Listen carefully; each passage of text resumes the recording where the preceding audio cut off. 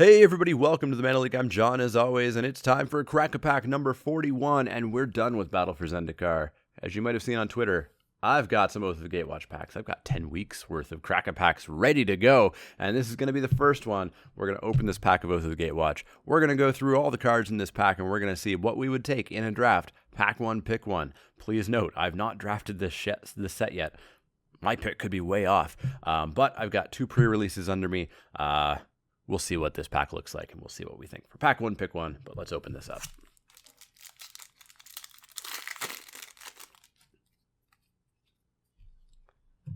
All right, up first, we've got Dazzling Reflection. Dazzling Reflection is 1 and a white for an instant at common. You gain life equal to the target creature's power.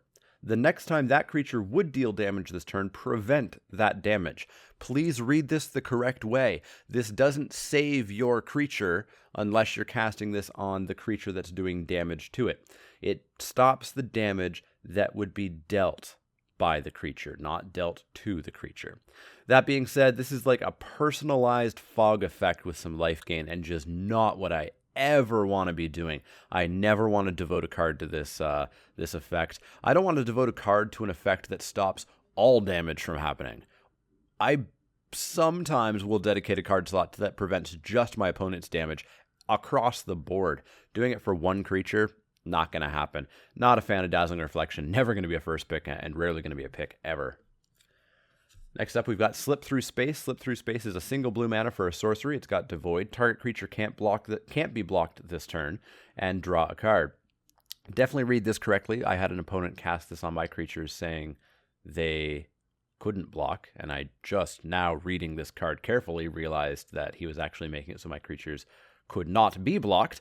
So keep that in mind, but it's also a draw card. This is a quote-unquote surge enabler, but as I expected and as I experienced, you don't want to run bad cards to enable Surge, and this is not a good card.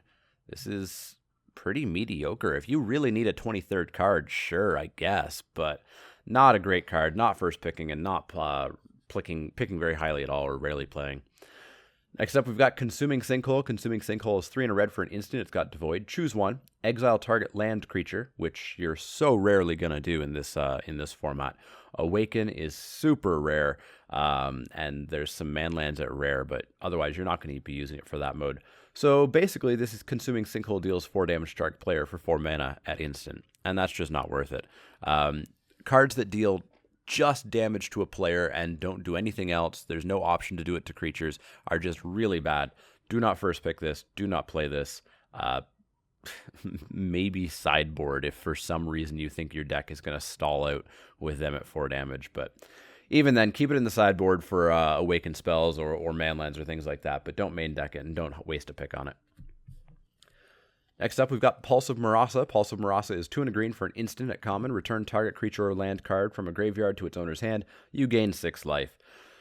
Again, not that exciting. It's 3 mana to return a card to your hand, which is slow. It has to be a creature or a land, so you're not getting your removal back or anything like that. One of the powers of Regrowth, the old green card that returns a card, is that it returns your removal. It returns your counters. This does not. And gaining 6 life, big whoop. This is not a card you should waste a pick on, and not really main deckable either. Hopefully we get to some main deckable cards. Here's one. Unnatural Endurance, a single black. It's an instant. It's got Devoid. Target creature gets +2/+0 until end of turn. Regenerate it. It doesn't get Death Touch, but +2/+0 should probably allow that creature to kill whatever it's blocking, and you get to save your creature by regenerating it. Solid little combat trick, not a high pick, not even necessarily an auto include, but it is a solid 23rd card, unlike any of the other ones that we've seen so far. So Unnatural Endurance currently leading the pack as the first pick in this pack. Let's hope it gets better. There we go. Now we have something that I still would feel bad first picking, but Containment Membrane, 2 and a blue for an enchantment aura. You can surge it for a single blue, and the enchanted creature doesn't on-tap during its controller's on-tap step.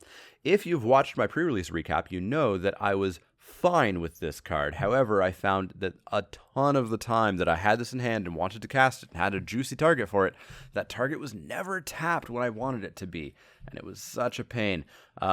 Keep that in mind. It's definitely a very specific situation where you want to use this. Now, I could have thrown it on those creatures, but then it means that my opponent just keeps it back as an amazing blocker. But yeah, it is a fine card. It's probably not first pickable in 99% of situations, but it's a decent pick. It's a mid-pack pick for sure. Containment Membrane, I'm fine enough with it, but hopefully we go up from there. Seer's Lantern, another card that I actually rather liked from the pre-release. 3 generic mana for an artifact. You can tap it to add a colorless mana to your mana pool, and you can pay 2 generic, tap it to scry 1. In my pre-release pool, I found this to be a decent source of colorless mana for the few Eldrazi that I needed to activate, and that 2 mana, when I had the mana to throw into it, and I did quite often, it was just a fantastic little bit of value. End of their turn, tap scry. End of their turn, tap scry. Occasionally, if I was in trouble, I would end of their turn, tap scry, and then in my upkeep step, tap and scry again, if I really needed to get something on top of the library that was decent. Really versatile card. I'm not sure if it's going to be as good in draft, which should be faster, but I was happy enough with it. I'm not too upset with Seer's Lantern, and I think I'll play it in draft, but it's going to be a late pack pick, I think. Next up, we have Core Skyclimber. Core Skyclimber is 2 and a white for a creature core soldier ally. She's a 3/2. And for 1 and a white, Core Skyclimber gains flying until end of turn. Solid creature. 3/2 for 3 is fine. 2 mana to make it fly. Totally fine.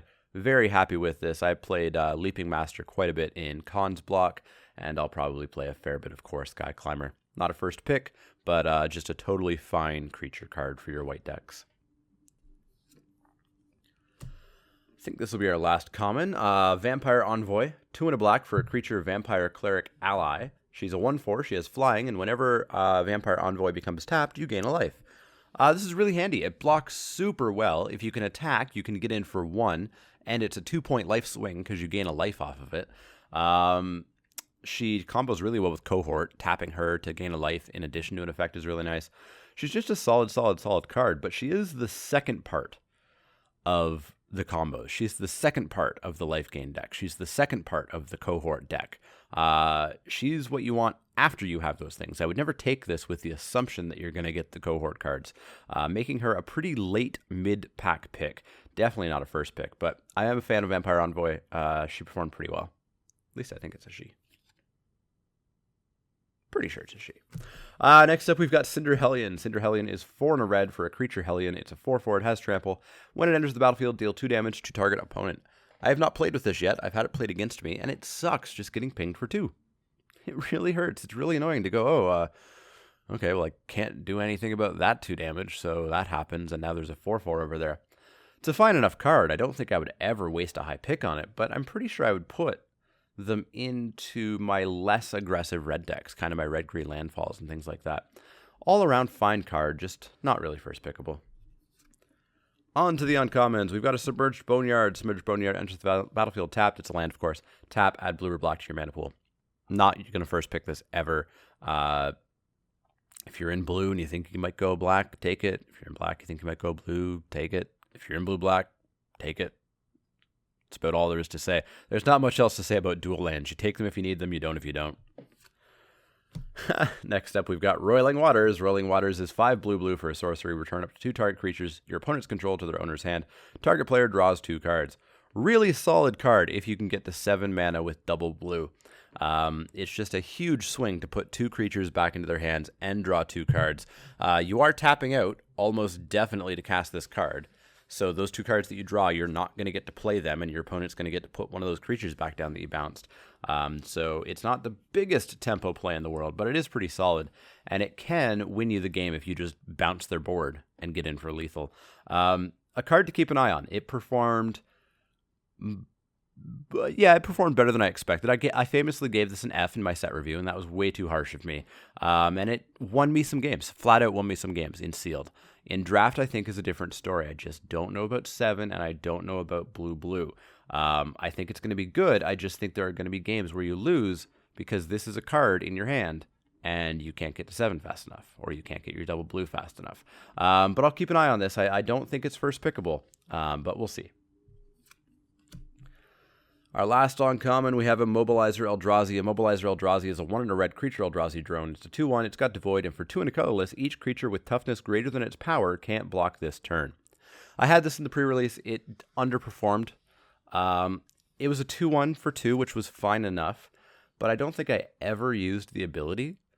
It was just so frequent that my opponents would have a mixture of things this would hit and things it wouldn't. And, having any things that this doesn't hit just allows them to have a blocker. Unless you have the right board or the right stats, you're just not going to do anything. So I think it's fine. I think it's a fine include as a 2/1 for 2, but it's just not something I'm ever going to go out of my way to really pick up. Not a fan of it. Not a great card, I don't think. Just a fine filler creature. And our rare is Deceiver of Form. Deceiver of Form is 6 colorless creature Eldrazi at rare. It's an 8/8. At the beginning of combat on your turn, reveal the top card of your library. If a creature card is revealed this way, you may have creatures you control other than Deceiver of Form become copies of that card until end of turn. You may put that card on the bottom of your library. I didn't play this. I saw some people who had it, and I never heard any stories from them except for one who I had to do a judge call on because they had flipped Linvala. And of course, when all your creatures are legendary, you have to sack all of them except for one. So be careful with that. Don't try to copy a legendary creature off of this. You'll be sad. But other than that, I think it can be pretty solid. And it is an 8/8 for 7, which is already undercosted with just an amazing ability. I think Deceiver of Form is a really fun card, a really cool card, and I am looking forward to playing it. So I'm happy to see it as the rare in this pack. Did we get a foil? Nope. No foil. No expedition. A few expeditions were opened at our pre-release. I still have not opened a single one. So I think we're looking at Deceiver of Form, and we're looking at Roiling Waters, and maybe Containment Membrane. But really, I don't think Containment Membrane is strong enough for a first pick. Roiling Waters, I still just do not think it's a first pickable card. I think you take this maybe when you know you're going to be a little bit more controlling, pack 2. So I think this is a relatively easy Deceiver of Form first pick. It keeps you open. You can still go any color, and you can have fun flipping cards and making big bad things happen. You take this first pick, and then you prioritize things that maybe have flying or maybe have death touch or lifelink or things that will trigger when they attack or stuff like that. But a really fun, splashy, exciting rare to open in our first pack, and I would be happy playing that for sure. Definitely let me know what you would have taken from this pack. Would you have taken the Roiling Waters or the Containment Membrane or something else? Let me know in the comments down below. But as always, if you have any questions, comments, or suggestions, you can find me on Twitter at TheManaLeak. That's LEEK, like the vegetable, not the card. And you can also find me on Facebook at facebook.com/TheManaLeak. You've already found me here on YouTube. Please make use of that comment section down below. If you enjoy my videos, click like, that little thumbs up button, and click subscribe so that you know when all the videos come up on here. The Crack-A-Pack Tuesdays, the Wacky Wednesdays, the Spiky Saturdays, the pre-release recaps. There will be box openings this weekend. There will be behind-the-shoulder drafts from the first F&M of this set, etc. So make sure that you do subscribe. But as always, if you have any questions, comments, or suggestions, let me know. Otherwise, I'll see you all next time.